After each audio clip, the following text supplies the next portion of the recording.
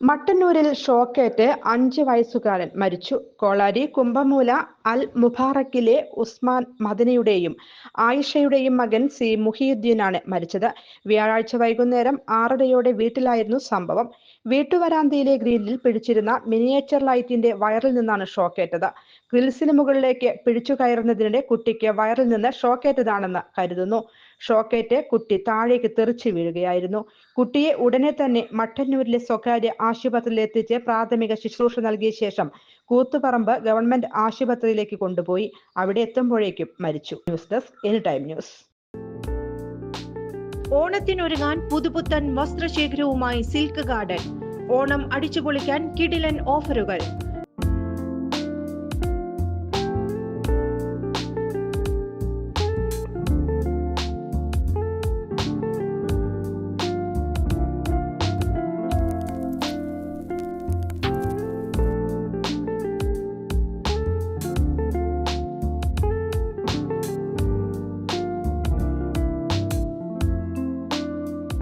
മറ്റെങ്ങും ലഭിക്കാത്ത വിലക്കുറവിൽ വസ്ത്രവ്യാപാര രംഗത്ത് വർഷങ്ങളായുള്ള പാരമ്പര്യം.